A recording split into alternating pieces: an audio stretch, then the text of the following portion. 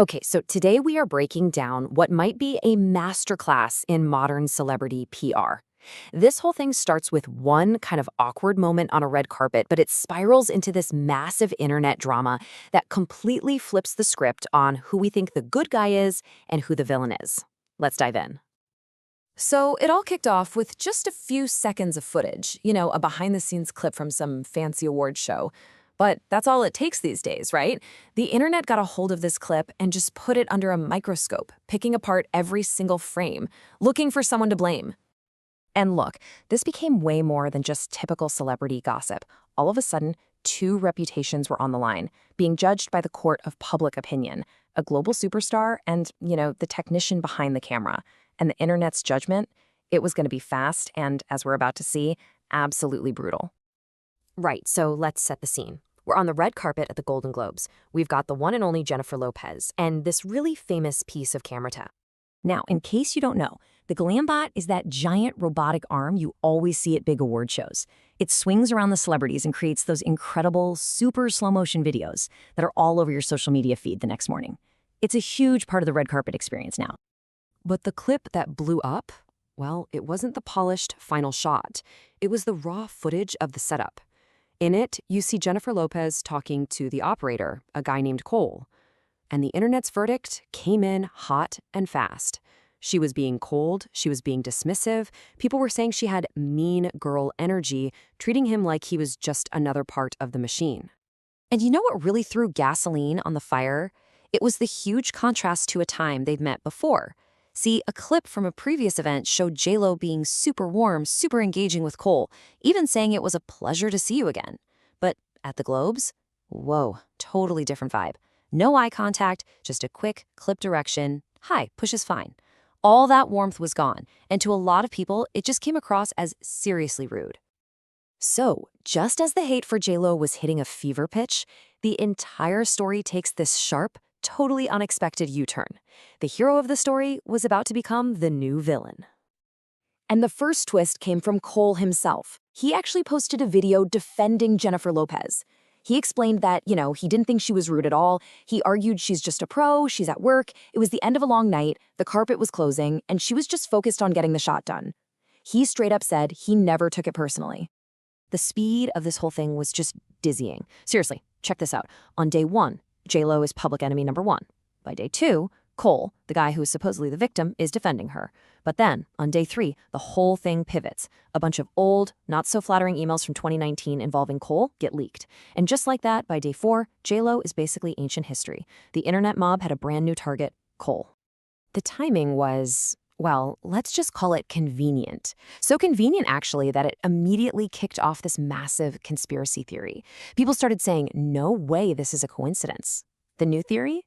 Jennifer Lopez's powerhouse PR team had dug up this dirt on Cole and leaked it on purpose to save their client's reputation. So what in the world was in these emails that could flip public opinion so completely? Let's take a look at the evidence that turned the tables. So this all came from a woman named Yinka. Turns out back in 2019, she had emailed Cole because she was interested in booking the Glambot for her wedding. Now, with all this JLO drama happening, she decided to post their entire email conversation on X. And wow, his tone was seen by many as incredibly condescending and just plain rude.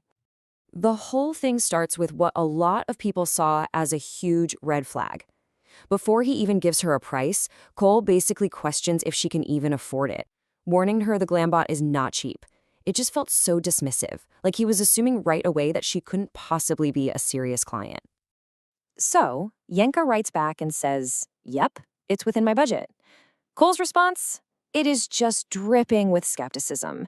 He doubles down, saying he doesn't see how she could possibly know that since he hadn't even told her the price yet. He was pretty much calling her a liar. After a bit more back and forth, Cole finally drops the price. And it's a number that made the internet's collective jaw drop. $300,000 for one night. This wasn't just not cheap. This was a number that made his whole condescending attitude seem so much worse to a lot of people. So when Yinka says she'll get back to him on Monday to book it, Cole sends this final, pretty accusatory email. He's assuming she's just wasting his time, that she was never serious and was just pretending so she could find out how much it cost. He just completely misjudged the entire situation. Inga's response was so simple, so direct, and it was devastatingly effective. It just completely exposed how presumptuous he'd been. She wasn't pretending. She was a real customer that he had just insulted and pushed away because of his own assumptions. Which, brings us right back to the central question of this whole crazy story. Was the leak of these ancient emails just a bizarre coincidence, or was this something way, way more calculated? I mean, let's just look at the final scoreboard here. Jennifer Lopez went from being the internet's main character and villain of the week to being just a footnote in a story about somebody else. All that negative attention, poof, gone. Meanwhile, Cole went from being the sympathetic, professional guy to facing a full-on cancellation campaign with people trying to ruin his business, a total 180-degree reversal of fortunes. And this is really the big takeaway for so many people who followed this. The leak just happened to drop at the exact moment it would be most helpful for Jennifer Lopez, and most damaging for the guy who, just one day earlier, had defended her in public. For a lot of people, the chances of that being a pure coincidence just seem impossibly low. It really felt like a perfectly executed and maybe ruthless PR move. And in the end, it leaves us with this really fascinating question about the world we live in now. When a story can be flipped this fast and this dramatically, it really makes you ask, in the court of public opinion, who's actually in control of the narrative? Is it us, the public, or is it the people who have the power and the money to change it?